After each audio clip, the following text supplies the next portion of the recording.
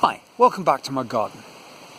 This week I found myself thinking about a conversation I had 32 years ago. It was the weekend of one of the South African rugby centenary tests against invited sanctions-busting World 15. And Doug Pudney and Rob Selly had organised a barbecue to watch the game. And it was more than a barbecue, it was a real event. They got a big screen TV or maybe a projector type arrangement. There was possibly even a spit braai, I can't remember, but it was certainly a very lavish affair. And the rugby went well, and towards the end of the party I found myself talking to Rob's sister, Kirsty. And Kirsty was, I would have to say, certainly amongst our athletics team, had always been something of a poster girl celebrity. My apologies if you're watching this, Kirsty, but it's true. No getting away from it. She was a pretty girl, very friendly, great runner, even better tennis player. And she'd ended up going on a tennis scholarship, I think, somewhere in America. And she was back on holiday and for some reason got into a conversation with me, most unexpected. And I can still remember little snippets of this conversation, although I can't deny that there might be some sort of reconstructed memory going on, but nothing of that of a naughty nature. So if you think I'm doing some sort of kiss and tell video, forget it. It was a very friendly conversation, and at some stage I found myself saying, and I can't remember why, how I'd felt that I was something of an outsider at school. I'd always felt a little bit of a feeling of not belonging, and not that people didn't like me, but that I didn't really fit in. And she said, it's amazing, Neil, because you're saying all that, and we were almost, there were some people, not necessarily her, let it be said, but there are some people almost in awe of me. And one of the reasons was because I could confidently and easily speak in public, and that was true. I like to talk, well, you know that. Love to talk to a fault, and you're saying, yes, Neil, to a fault, now get to the point. But I do, and I was happy to speak in front of a crowd. My first public address that I can remember giving, I must have been, 9 or 10, and I was talking about antique furniture at a big sort of speech day event at my primary school. So from quite a young age, I was happy talking in front of a crowd. I was the junior mayor, I was in the debating society, I was involved in all sorts of things. But the truth was, I was a very busy chap, but in the area of personal development, meeting and talking to girls, I don't think that really exactly blossomed. And that was what I was alluding to. And I can maybe answer some of the reasons why I had this lack of confidence, and perhaps even a chip on my shoulder. Partly was family reasons, partly was feeling like, I didn't come from the right sort of family. Although there was nothing wrong with my family, they're very respectable sort of middle class people. But somehow I felt in a very materialistic society that the kind of cerebral things that I had to offer weren't actually very much in demand. And perhaps, judging on that conversation with Kirsty, which was very illuminating, I was wrong all along. Perhaps if I'd just plucked up the courage to talk to people, I might have got somewhere. But I had in my mind that they didn't want to talk to me, and there was no real reason for it. Now, another sort of YouTube channel might tell you how one thing led to another, but one thing did not lead to another. We went our separate ways, and and I can't recall ever meeting Kirsty again. But I thought about that conversation over the years, off and on, whenever something kind of jogged my memory. And the sort of trigger for that would be a situation where I caught myself thinking, someone thinks this about me, and then on reflection I think, I've got no reason to think that that's what they're thinking. That's a sort of negative, self-destructive line of thought that I have invented myself. And that's, I think, the core of this, that as a kid growing up,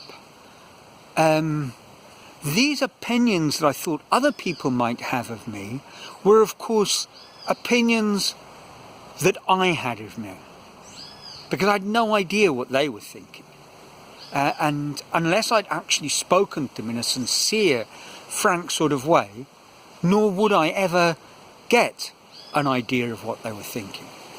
And certainly in our kind of society, and our society, we're talking about teenagers, well, those conversations rarely happened.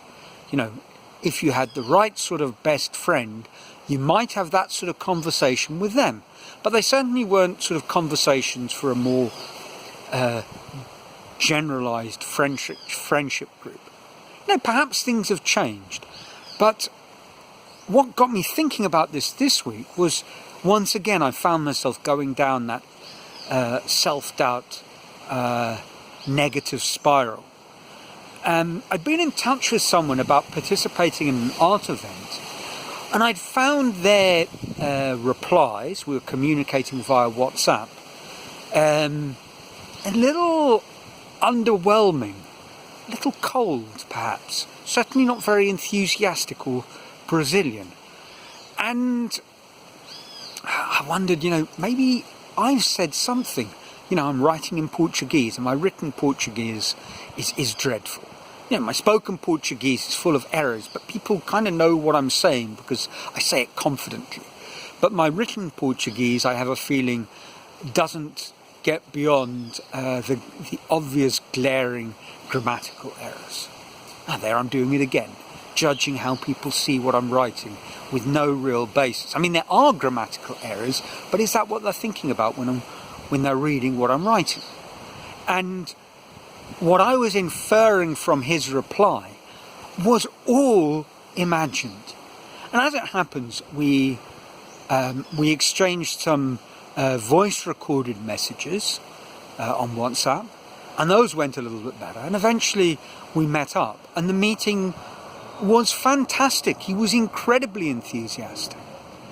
And it just brought home to me that my kind of concerns about our message exchanges were concerns that I was projecting, inventing.